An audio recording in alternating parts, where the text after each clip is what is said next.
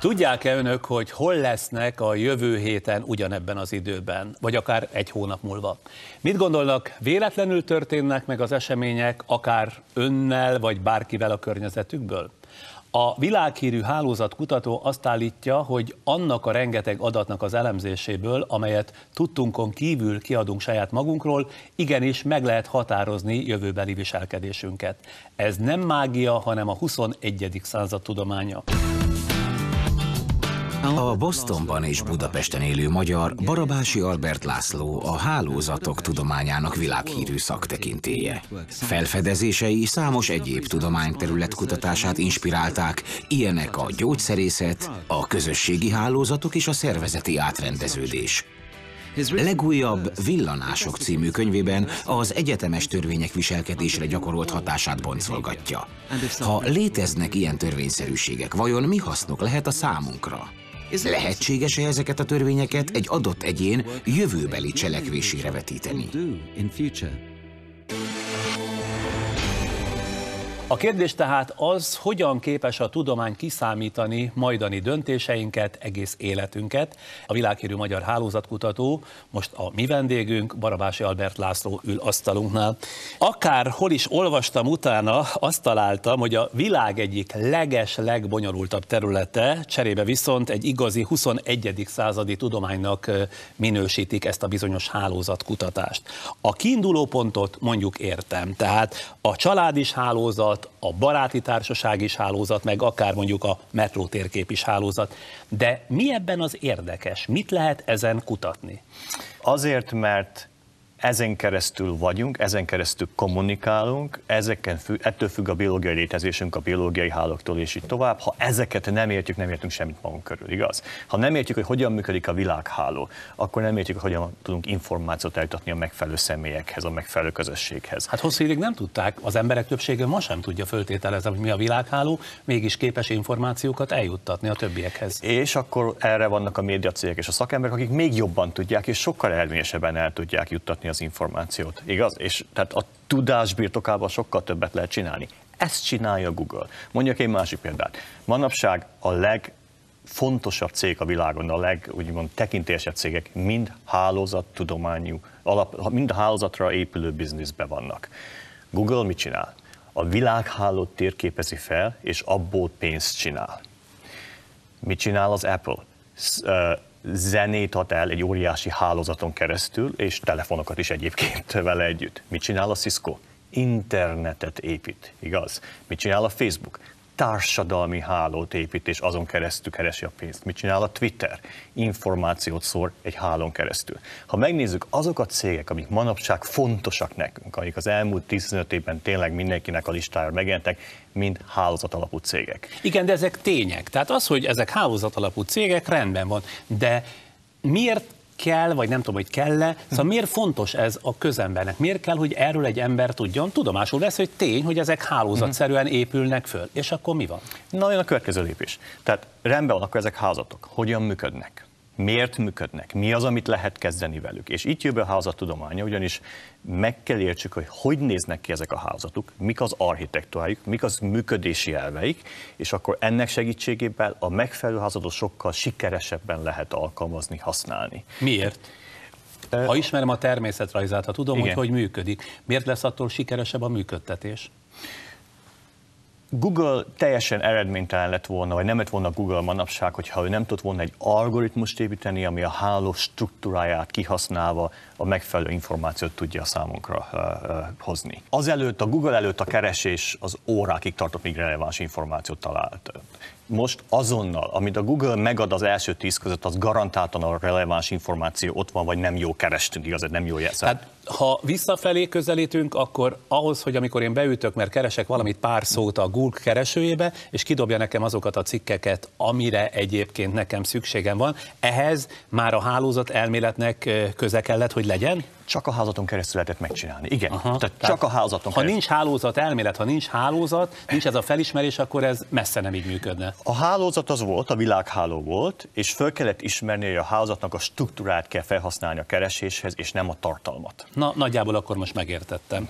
Néha azért az életrajzi adatokat is be fogom vonni a beszélgetésbe, mert szeretném, ha ez egyszerre lenne a háló, a hálózatnak a megtárgyalása, vagy kitárgyalása meg az ön életének, mert az sem minden tanulság nélküli. Ugye Erdélyben, Karcfalván született, Bukarestben tanult, majd 89 után Budapesten, aztán találkozik a Boston Egyetem fizika professzorával, Gene Stanleyvel, aki meghívja a doktorátusi programba. Tudja-e, hogy mi tűnt fel Gene Stanleynek önben? Hát már diákként kezdtem kutatni, a Vicsek Tamással dolgoztam, és lényegében mondhatni úgy is, hogy a Vicsek Tamás egyengedte az utamat, és ő közelített ki a Stanley professzor irányában. Ugyanabban a témában dolgozott a Stanley is, mint amiben a Vicsek Tamás akkoriban. Hálózatkutatás? Nem, az később jött, azt lényegében én hoztam létre, de most már ő is azzal foglalkozik, a Vicsek Tamás is azt csinálja, és a Stanley is. Akkor fraktál elmélettel foglalkoztunk, mindnyájan. Ezt meg ne ismertessem, mert ez a műsoridő hátralévő része. Elhiszük, hogy ez is egy nagyon fontos dolog. Nagyon fontos, igen. De akkor azzal foglalkoztunk. Eljött a Stanley egy balatoni konferenciára, akkor beszélgettünk, sőt egy nagy vita is volt, amivel a Tamás és a Stanley össze is vesztek egy fontos tudományos kérdés alapján, de ennek nyomán a Stanley meghívott engem doktorátus iskolába Bostonba. Minden esetre 3 éven belül, ahogy olvastam, ledoktorált, amit értékesebbé tesz, hogy az elején az angolja is elég rozoga volt, még legalábbis ezt írja valamelyik önről szóló cikk. Mitől indult be ennyire? Elhitte tulajdonképpen Stanleynek, hogy a fizika igazából egy versenysport, mert Pesten, ahogy találkoztak, azt mondta, hogy versenysport a fizika, tehát ő ezt erősítette önben. Ő valahogy így fogja fel, de én nem így fogom fel. Miről van szó, amikor arról van szó, hogy én nem jól beszéltem angolul? Konkrétan nem mentem át az úgynevezett TOEFL vagy angol vizsgán, ami szükséges ahhoz, hogy felvételt nyerjek egy amerikai egyetemre. És a Stanley ezt megint egyengedte és elintézte, hogy mégis felmenjenek. Garantálta, hogy ők beszélt velem, és én tudok beszélni annyira angolul, hogy rendben leszek ott. Ilyet is lehet, hogy valaki garantálja, hogy a másik, aki nem beszél jól angolul, de ő hallotta, hogy beszél, és akkor tovább engedik? Nem, inkább ez úgy tevődik fel, hogy lehet, hogy a vizsgája nem jól sikerült, de én beszéltem vele, és teljesen érthető, ahogy beszél. De már akkor is megcsillant minden olyan képessége, amire Stanley azt mondta, hogy mindegy, hogy nem beszél jól angolul, de fontos nekünk ez az ember? Én nem vagyok meggyőződve, hogy a képességek mai napig is egyáltalán megcsillantak. Ó, milyen szerény. De viszont a Stanley valamit látott, akkor már volt igazából 10 cikkem is közök között első szerzős, tehát egyedül szerzős cikkem is volt, ami elég szokatlan volt diákok számára, és hát a Stanley azt felvállalta, ő egy nagyon nagy szívű egyén volt, és mai napig az, úgyhogy ez nem lep meg egyáltalán. Na most rendes kutatói állása volt 1994-ben az IBM-nél New Yorkban, és az Isten sem mentette meg volna attól, hogy teljesen hétköznapi fizikus legyen, amikor valami felforgatta a gondolkodását. Micsoda? És miért írja erről a pillanatról egy angol életrajz, hogy ekkor új tudomány született? Hát nem pont akkor született, de akkor indultam ezen az úton. Már 3 hónapja voltam az IBM-nél, jött karácsony. Karácsonykor minden leáll Amerikában. Azt mondtam, hogy hát valamit olvasni azért kell az időszak alatt. Az IBM az lényegében a szinonimája volt már akkor a számítógépnek, sőt, akkor igazából volt a szinonimája a számítógépnek, akkor még gyártottak is számítógépet, most már nem csinálják. Ezért elmentem az intézet könyvtárába, hogy kivegyek egy számítógép tudományról szóló könyvet, mert hát ha már egyszer egy ilyen intézetben dolgozok, akkor legalább tudjam, hogy miről van itt szó. És ez a karácsonyi olvasás során ebben a könyvben akadtam rá a hálózat kérdésére, úgy, ahogy a számítógépes szakemberek gondolkodnak róla. Tehát, hogy néz ki egy húzalozása egy hálózatnak, egy chip, és így tovább. Érdekes matematikai problémákat vetett fel. Ez kezdett el engem gondolkoztatni a hálózatokról, és akkoriban New York Cityben éltem, és úgy valahogy elképzeltem, hogy milyen bonyolult ez a város. Tehát, hogy mennyi hálózatra van szükség, hogy ez működjön. A társadalmi hálóra, az internetre, az elektromos hálóra, a vízre, tehát minden valamilyen módon hálón keresztül történik. Viszont mindent, amit tudtam olvasni a hálózatokról, azt mondták, hogy ezek a hálók véletlenek, tehát véletlenszerűen vannak összehúzalózva.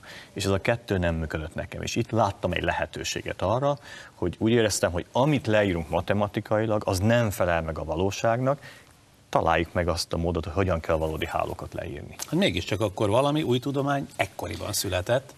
Viszont körülbelül egy olyan 5 éve került, amíg az első cikkünk valahogy megjelent erről a témára. Hát ez érdekes, hogy olvastam, hogy az első publikációit visszadobta mind a Nature, mind a Science, ugye? Mégis annál sokkal gyengébb lapok is. Na de hát, hogy ilyen komoly lapok azt mondták, hogy ez egyelőre nem közlésre alkalmas. Ki hitt el először önnek, hogy a hálózatkutatás egy valódi, önálló diszciplína lehet?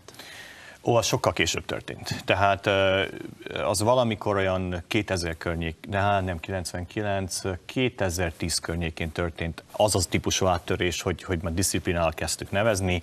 És tehát egy évtizednél is több telt el, mire igen. Tehát 99-ben jelentek meg az első fontos cikkeink ebben a témában, akkor nagyon rövid időn belül felépült a terület, és hát olyan 2010 környékén volt az Egyesült Államok Akadémiájának egy tanulmánya. Az Egyesült Államok Akadémiája az lényegében a kormány felé egy ilyen tanácsadó testületként működik, és az egyik ilyen tanulmányt, amit készítettek, egy éves folyamat volt, az a hálózatelméletről szólt, és ők nevezték lényegében ezt egy független területnek, és akkor azt javasolták a kormánynak, hogy ez nem része egyetlen létező területnek, ez már megvan a saját intellektuális alapja, és ezért ezt külön kell támogatni.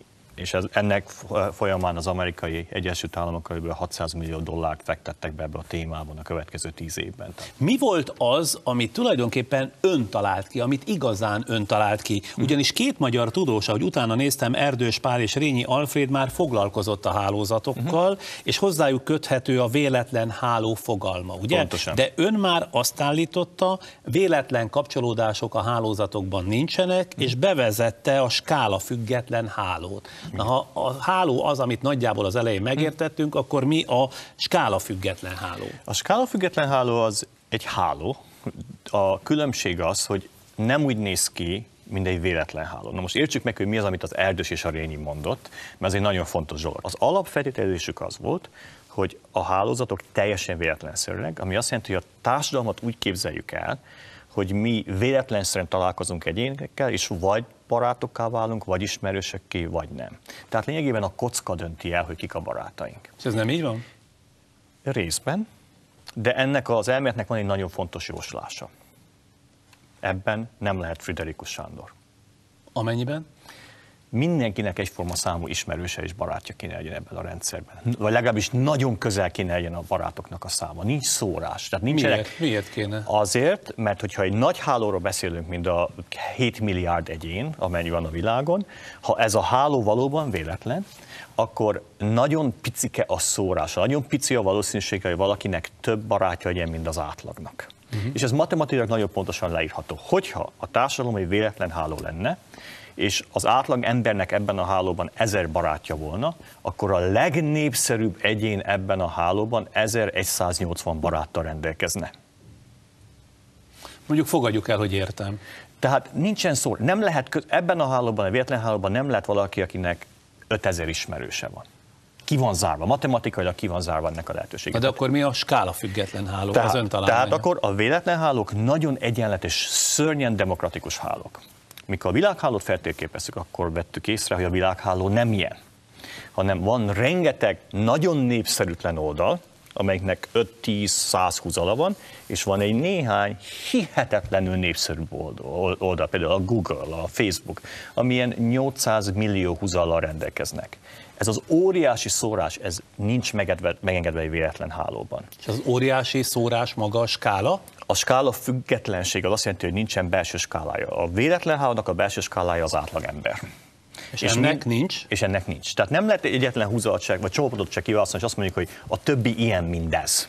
Mert most kit választunk ki, akinek 4 húzala van, mert abból van a legtöbb, vagy akinek 850 millió húzala van, igaz-e? Amiből csak egy van, de olyan hihetetlen számú húzala rendelkezik. Tehát nincs egy belső skálája ennek az egésznek. Tehát akkor Erdőség gondolkodása e tekintetben hibás volt? Olyan szempontból volt hibás, hogy nem írták le a valódi hálókat. Tehát én azt merem állítani, hogy nincsen olyan valódi háló a természetben, vagy a társadalomban, vagy a technológiában, ami valóban véletlen lenne, úgy, mint az Erdős és a Rényi leírta.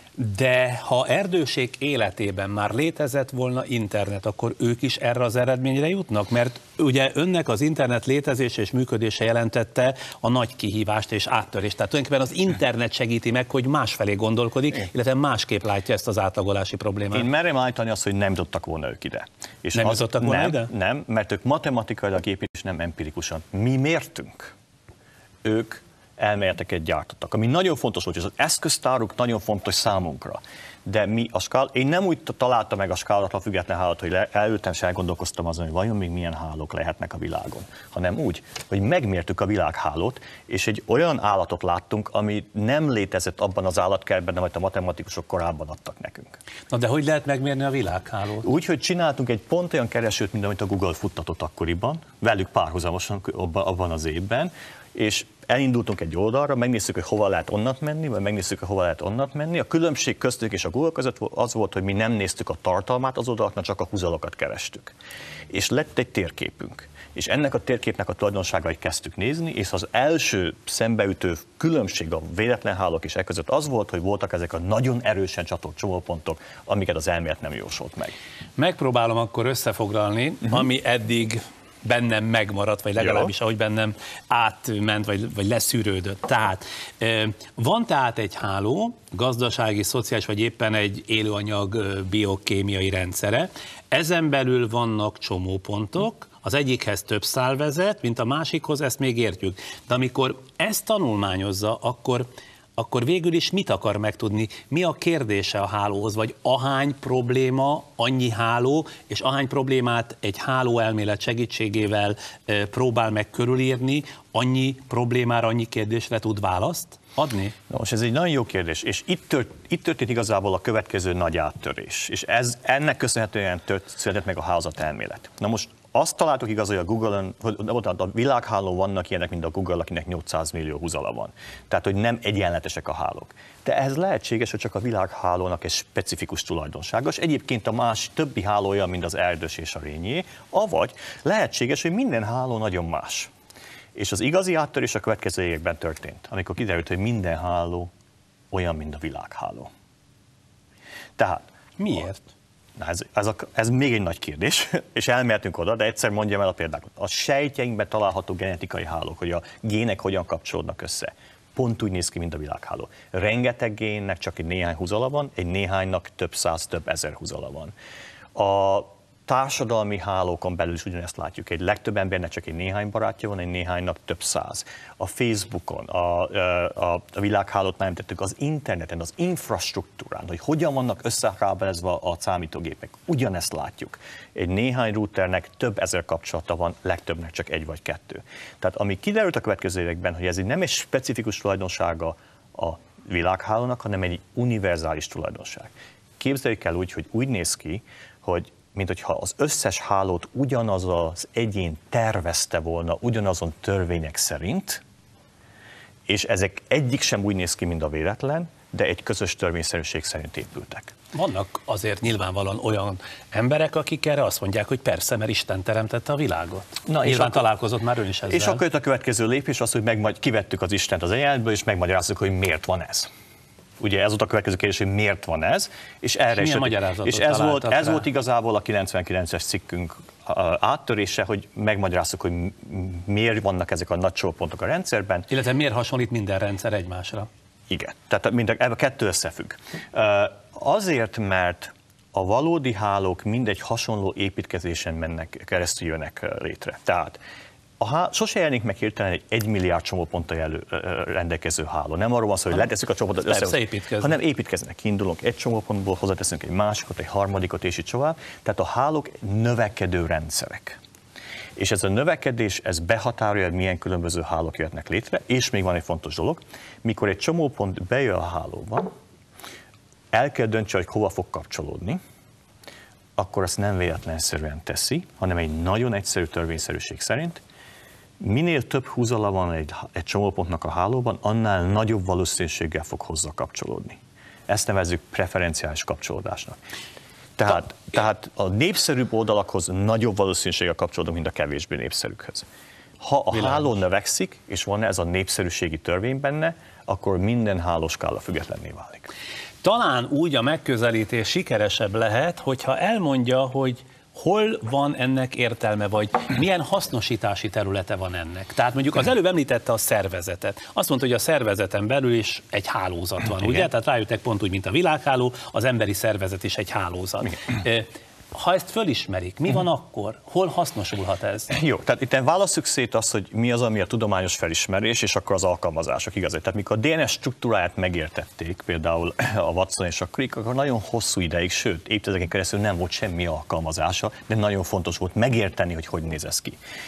Az első kategóriában itt tartunk, tehát a skála független tulajdonság felismerése az egy alapvető tudományos felfedezés, és örvendünk, ha ennek van alkalmazása, de igazából az izgalom attól jön, hogy azt találtuk, hogy van ez az univerzális architektúrája a hálóknak, és mindegyik háló nagyon hasonlít egymáshoz. De ezt önök nélkül odáig az orvostudomány nem tudta? Nem. Egyetlen hálóról se tudtuk ezt. Mi fedeztük fel legelőször a világhálóban, utána az Oltvai Zoltán professzor segítségével kezdtük a biológiai hálókat tanulmányozni, és ott is megmondtuk, hogy ott is jelen van, és utána több száz különböző hálót néztek meg, és mindenütt megtalálták ugyanezt. Tehát ez volt egy nagyon fontos mérföldkő, mert akkor kiderült, hogy nagyon különböző területek hasonló hálókról beszélnek. Hirtelen az orvosnak volt értelme beszélni a világhálókutatóval, a számítógépes szakemberrel és a matematikussal, mert ugyanolyan struktúrákat találtunk mindenütt. Na de hol van ennek, továbbra is azt kérdezem, vagy szeretném, a hasznosítási terület. Pontosan. Tehát akkor mire jó ez? Vegyük a biológiai hálókat. Tehát azt találtuk, hogy van egy néhány gén, vagy fehérje, amelynek rengeteg húzala van. Na most a kérdés, ez miért fontos? Ennek nagyon van fontossága, hogy a sejt hogyan éri át a hibákat, de tegyük fel, hogy orvosságot akarunk gyártani, és ki akarjuk találni, hogy melyik gént kell megtámadni, melyik fehérjét kell megtámadni. Na most jött egy következő eredmény, amit megint az Oltvai Zolival együtt csináltunk, az, hogy minél kapcsoltabb egy csomópont, tehát minél több húzala van, annál valószínűbb, hogy annak a kilövésével megöljük a sejtet. Tehát ez adott azonnal egy receptet, hogy hogyan kell orvosságot gyártani. Mely csomópontokat szabad, és melyiket kell kilőni ahhoz, hogy megöljünk egy bizonyos sejtet.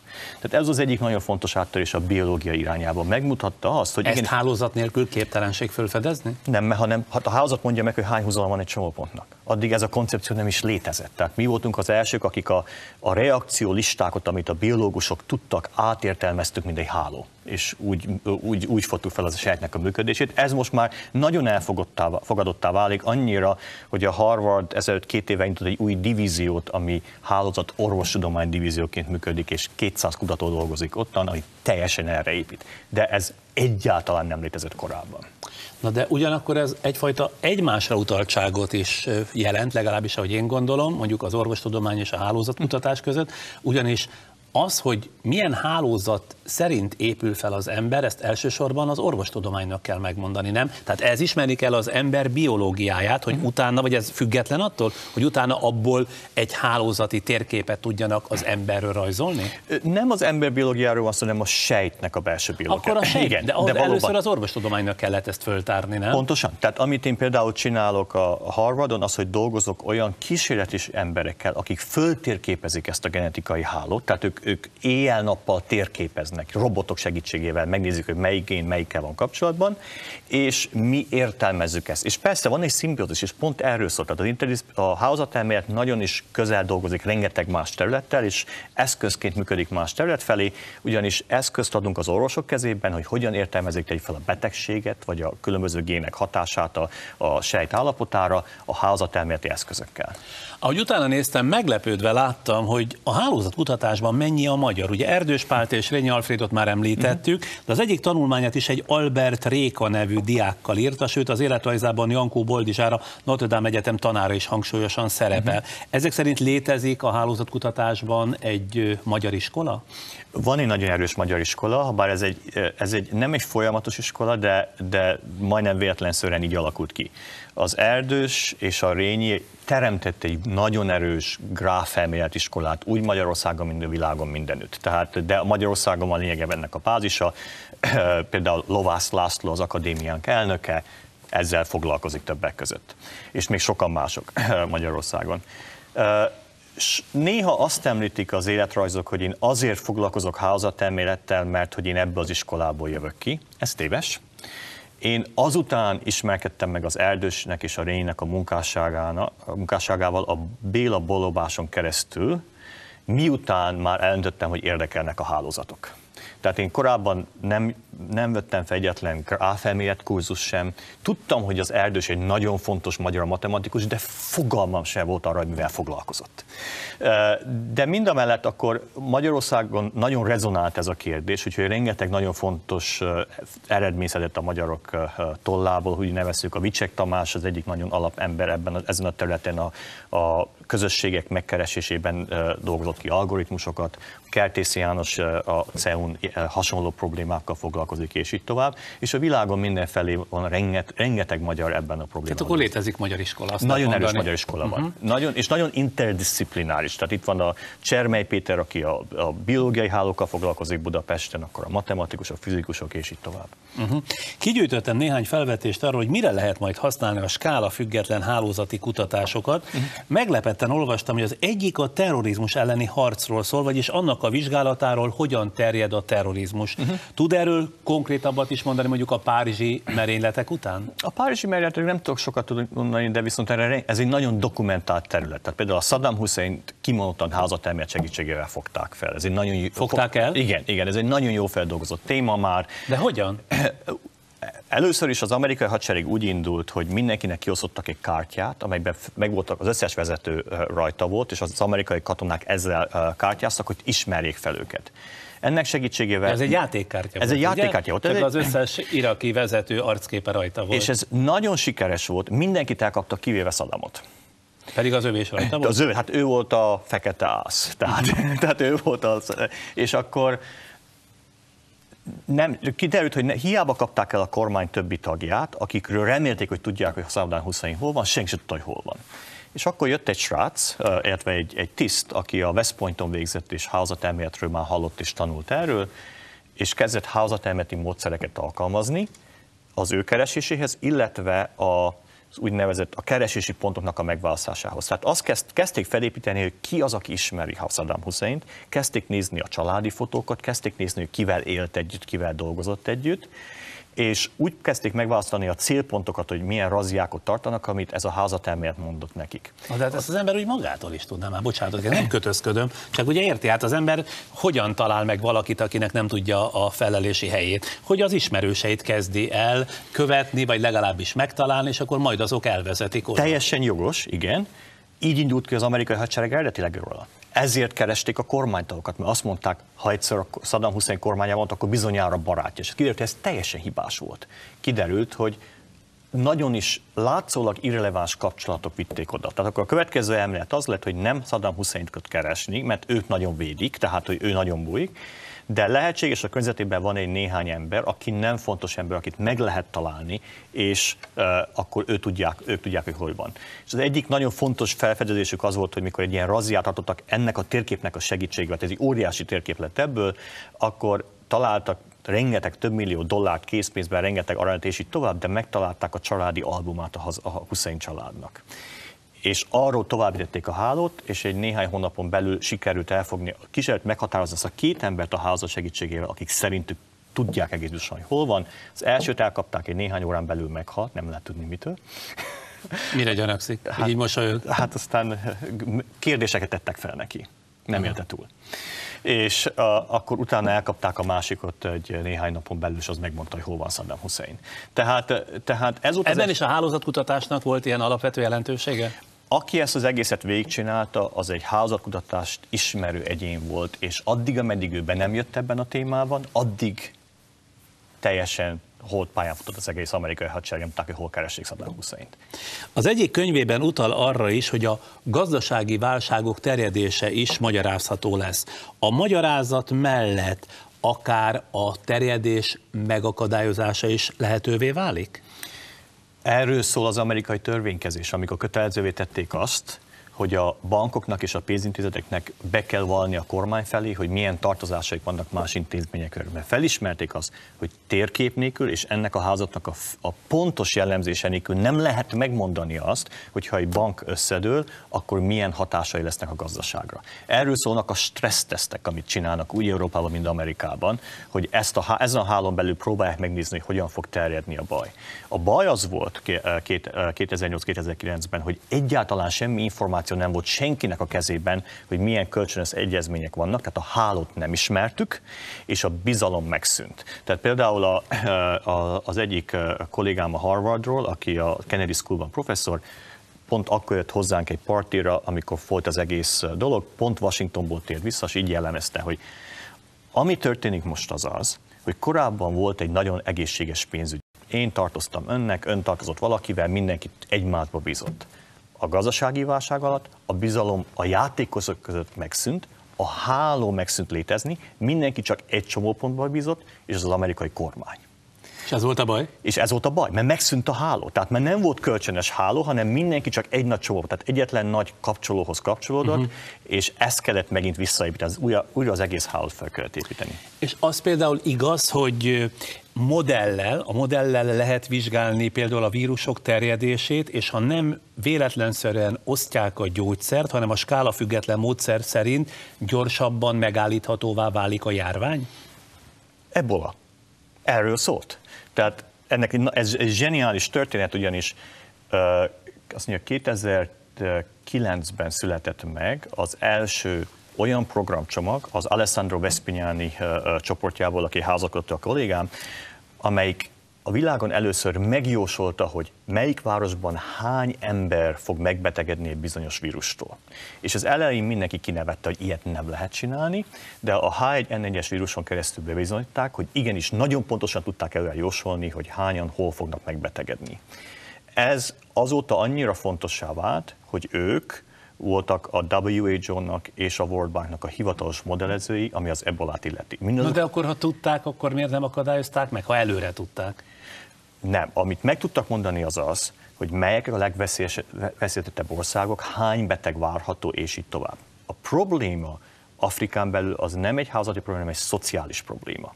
Tehát meg kellett volna változtatni a helyi szokásokat. Az egy sokkal nehezebb feladat.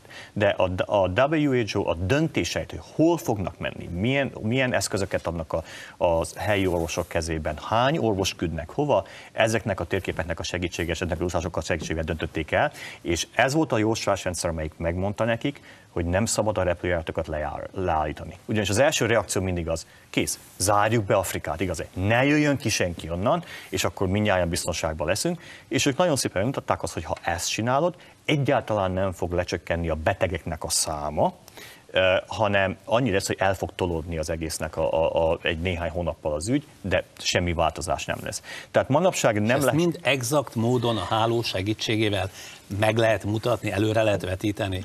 Ez manapság annyira precízen működik, mint az időjárási jelzés, mondjuk abban nem mindig hiszünk, de azért nagyon pontos. Ezt pláne itt Magyarországon ne nagyon mondja. Mennyire precíz az időjárás előrejelzés? Én szerintem megdöbbentően precíz, csak azért szeretünk kritikusnak lenni. Igaz, ha van egy 3 fok eltérés, akkor azt már túlértékeljük ezt. De igazából nagyon precíz. Tehát 10 napra előre nagyon pontosan lehet időjárást jósolni. És ez történik most a vírusok terjedésével is. És hát itt van az, amire a 2011-es Mindentudás Egyetemen tartott előadásán sokan felkapták a fejüket, segít-e a modell előre látni a dolgokat? Például az ember viselkedését. Az ember mozgását ugye már figyelte kollégáival 100 000 ember mobil adatának, mobiltelefon adatának a felhasználásával, azzal például mire jutottak? Tehát az nem feltétlenül egy hálózatelméleti kérdés volt, hanem igazából jön a következő nagy kérdés, az, hogy egy hálózatban vagyunk, de hogyan mozgunk ezen belül, és akkor tényleg azt kezdtük követni a mobiltelefonok segítségével, hogy az emberek mennyire jósolhatóan, mennyire véletlenszerűen jósolnak. Itt megint az elvárás egy véletlen minta volt. Tehát az összes elmélet, amit ezért azt mondta, hogy nem lehet megjósolni azt, hogy a Sándor vagy én mit fogok csinálni hónap vagy hónap után. Ezzel szemben megdöbbenve vettük észre, hogy nagyon is jósolható ez a viselkedés. Ennek nagyon sok oka van, de a lényeg az, hogy az emberi mozgás az egy nagyon is ismétlődő valami. Hát igen, minden nap a megszokott funkciókat csináljuk, ilyen munkához, bevásárláshoz hozzáállunk ugyanúgy nagyjából, tehát az ember élete nagyrészt minden nap egy rutinszerű működés következménye. És az, hogy hol vagyunk, nagyon meghatároz az, hogy mit tudunk ott csinálni, és mi az, amit csinálunk. Tehát a hely az nagyon korlátozott, hogy mikor hova tudunk menni. Társadalmi normák vannak, éjjel 2-kor nem lehet randalírozni igazi a házban, nem lehet bankba menni, mert nem lesz nyitva, és így tovább. Tehát társadalmi, fizikai normák vannak, ezek nagyon is leszűkítik a mozgásterünket, ebből kifolyólag az emberi mozgás nagyon is jósolható, nagyon pontosan. Igen, de a mozgásvizsgálata nyilván azért könnyebb, mert segít a mobil. Na, de mi jósolható meg még az emberről, és ehhez milyen információkra van szükség, amelyek elvezetnek addig az eredményig, hogy az ember nagyjából behatárolt, vagy legalábbis tudható valamilyen értelemben a jövő? Tehát éppen ez az egész mozgás dolog, ez egy minta volt arra, hogy hogyan kell az egész problémát megközelíteni. Az állítás egyszerűen az, hogy nem lehet megmondani azt, hogy mindent nagyon pontosan megjósolható, de meg lehet mondani azt, hogy milyen mértékben, tehát milyen százalékban. Az emberi mozgás esetében egy 93%-os jósolhatóságot találtunk, ami azt jelenti, hogy egy algoritmus 93%-os valószínűséget tudja, vagy pontosságot tudja megmondani azt, hogy hol lesz ön holnap délután 3-kor, vagyis 100 esetből 7 esetben tévedni fog, 93-ban ki fogja találni. De most, ha más viselkedési formákról gondolunk, akkor mindegyik esetben végig kell járni ezt az utat, amit kidolgoztunk az emberi mozgás esetén. Tehát össze kell gyűjteni az adatokat, végig kell járni a matematikát, és akkor ebből lesz egy szám, hogy mennyire jósolható. Tehát például meg lehetne jósolni azt, hogy mit fogok holnap éjjel álmodni? Hát szerintem nem. Maga szerint biztos. Nem tudom.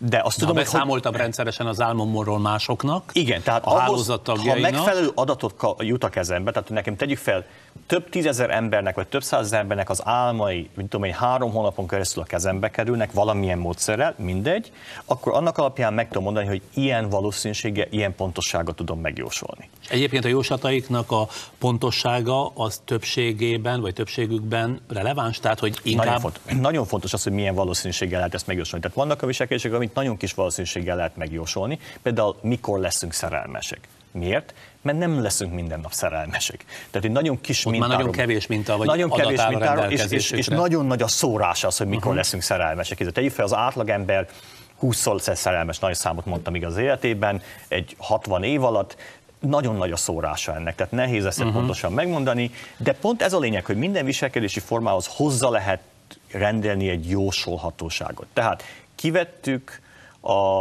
a jóslók kezéből ezt a kérdést, és betettük lényegében a matematika kezében. Erről szól az egész. Valahol azt is olvastam, hogy mostanában speciálisan azt tanulmányozza, hogy ki viszi sikerre a tehetségét, és ki nem.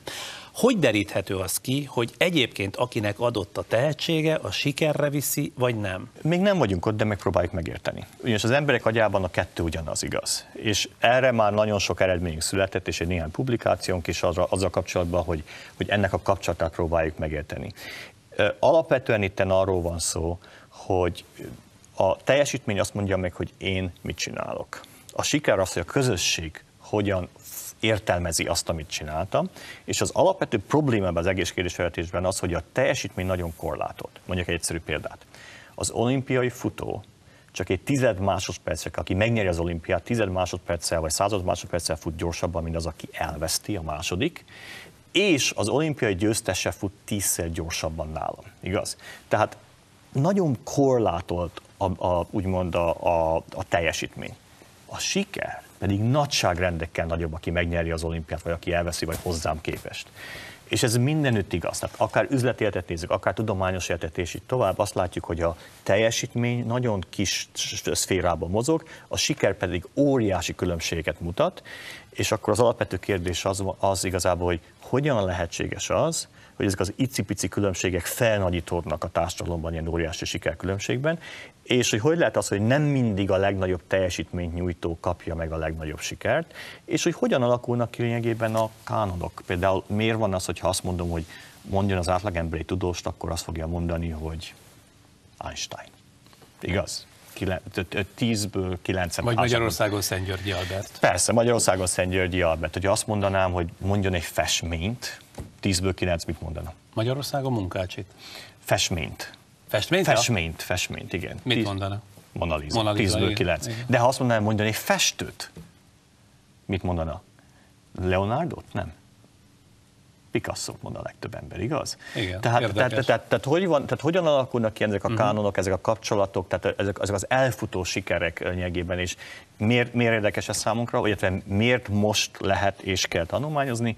Azért, mert az adatok megszülettek, hogy ezt lehet mérni. Tehát egyre jobban lehet mérni a teljesítményt és a sikert egymástól függetlenül, és ha felismerik ezeknek az összefüggését, akkor ez milyen eredményre vezethet, vagy milyen jó következhet ebből, tehát a teljesítmény és a siker összefüggésének a felfedezésében? Hát ennek rengeteg következménye van. Ki tudja ezt használni? Sok mindenki. Tudományos életben, igaz? Próbáljuk megtalálni, kik azok a tudósok, akik valóban sikeresek lesznek a tudományos sikermérőszám szerint, igaz? Az üzletéletben mindenki azt szeretné megtudni, mi a következő sikeres cég, igaz? Ki a következő Facebook, ki a következő Google. Tehát mindenki a siker után, melyik a következő sikeres divat, igaz? Tehát ezek mind a sikerről szól, mert rengeteg dolog, rengeteg mém versenyzik a piacon, és meg kell találni, hogy melyik az, amelyiknek sikerülni fog. Alapjában ez a teljesítménytől függ. Elégséges a teljesítmény? Vagy, tehát a teljesítmény... Az előbb mondta, hogy nem feltétlenül a teljesítménytől függ, mert lehet sokkal sikeresebb az, aki egyébként nem akkora teljesítmény nyújtott. Mi a mechanizmusa ennek? Hogyan alakul ki? Hogyan lesz Mona Lisából Mona Lisa, amikor nem annyira fontos festmény, mint amennyinek tartjuk, igaz? Ha már az előbb a pénzt említette, eszembe jutott, és legfeljebb nem akar majd erre válaszolni, hogy rendesen megfizetik a hálózatkutatást, mondjuk a felhasználhatóság nagyságrendjével azonosan? Ez attól függ, hogyha a Larry Page fizetését nézem, akkor azt mondom, hogy igen. A Larry Page fizetését, akkor azt mondja, hogy igen? Igen, tehát úgy értem, hogy tehát igaz, itt arról van szó, Larry hogy Page Amerika majdnem leggazdagabb, az első 20-ban benne van. Igen. Tehát végülis a kérdés az, hogy a jövedelem skálázható vagy nem. A tudományos jövedelem nem skálázható, igaz? Mert egy elméletből nem fog minden egyes felhasználótól pénzt kapni. Az üzleti felhasználás az viszont skálázható. A Facebook végülis házatelmélet használ, és az ő skálázható. Tehát én azt mondom azt, hogy nem kell félteni a házakutatókat egyébként, de a házakutatási eredményeinek a felhasználását sokkal jobban megfizetik a piacon, de ehhez meg kell találni. De kötik teljesítmény? Ez magyarul tehát, hogy be is váljon az, amit a hálózatkutatás révén megtudnak? Ezt az üzletéletben nagyon nehezen tudjuk mérni. A sportban látjuk azt, hogy nagyon pontos kapcsolat van egyébként a teljesítmény és az ismertség között, ami egyébként meglepő. Tehát ez nem teljesen nyilvánvaló, így kéne eljönni, de valóban így van.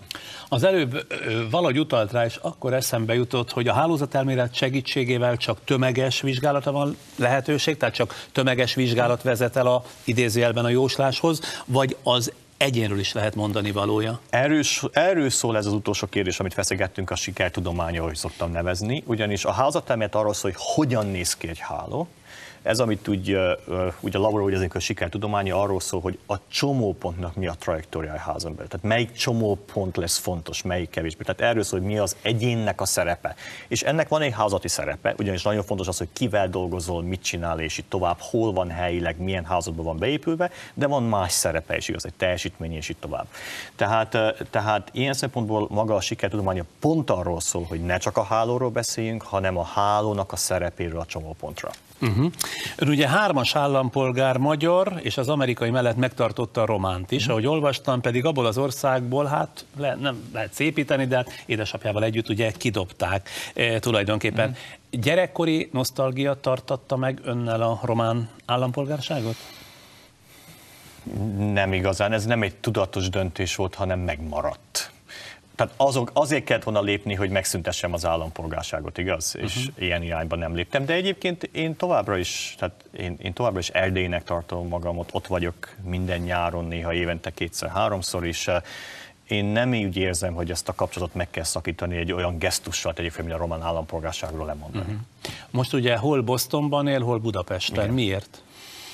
Azért, mert az amerikai nejem úgy döntött, hogy ő szívesebben neveli egyel a gyerekeinket egy magyar iskolában Budapesten. Tényleg? Tehát, amerikai létére ide? Igen, tehát akkor a család itt él, a gyerekeink itt járnak iskolában és oviban, én pedig ingázok Boston és Budapest között. És ez miért van? Tehát ott is dolgozik, mert ugye van egy intézete, itt pedig tanít javarészt?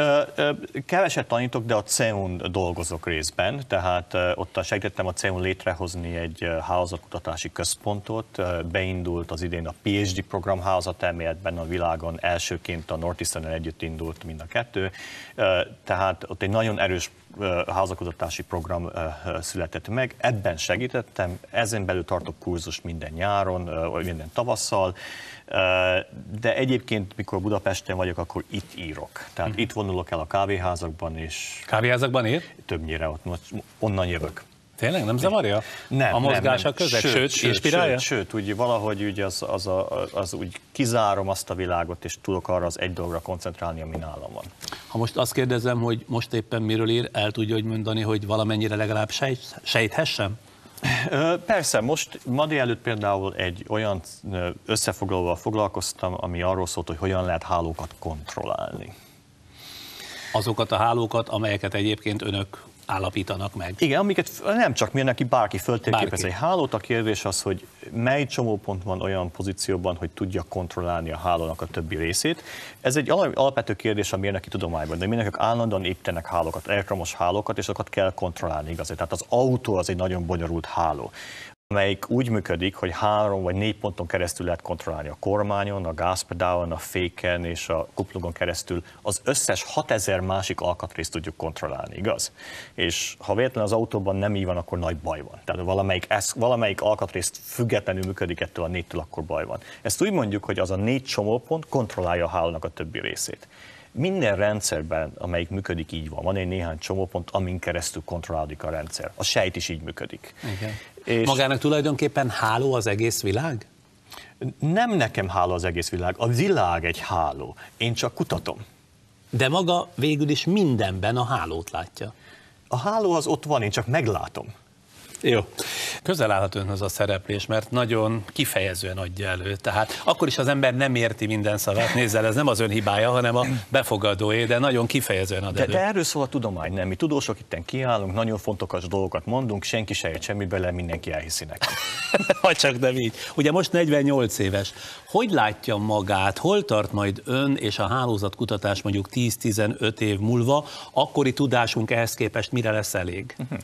Amit látunk az az, hogy a hálózattudomány egy kicsit olyanná válik, mint a kvantummechanika, hogy egy ilyen alaptudományá vált rengeteg különböző területet. Tehát a kémikusok nem tudnak megenni kvantummechanika nélkül, igaz, a számítógép tervezők arra építenek, a kommunikáció arra épül, és így tovább. A hálózatelmélet szintén egy ilyen alaptudományá kezdett, egy ilyen eszközzé kezdett válni. Vannak belső intellektuális kérdéseik, meg kell érteni, de ugyanakkor lényegében elkerülhetetlenné válik a biológia, a számítógéptudomány, a matematika és rengeteg más terület felé, szociológia irányában és így tovább. Tehát ezt a folyamatot látjuk nagyon erősödni, hogy ebben nekünk mi lesz a szerepünk, akik hálózatkutatással foglalkoznak, az nem nyilvánvaló. Ugyanis a kvantummechanikának a kutatása és alapjában leállt, mert megértettük, tehát nagyjából azért már jegyük a kvantummechanikát, nem lesz egy megdöbbentő felfedezés a következő 10 évben. Félő, hogy ez is megreked ezen a szinten? Ez nem félő. Ez egy normális folyamata minden kutatásnak, igaz? Tehát egy adott pillanatban megértjük, eszközzé válik, és bevonul úgymond a tudományos kánonban. De megmarad egy eszközként. Tehát például a matematika is egy ilyen eszköz, igaz? Tehát ha megreked itt, akkor mivel fog utána foglalkozni? Ez majd aggódjunk arra, amikor oda jutunk, de szerintem ez még egy 20 éves feladat. Aha.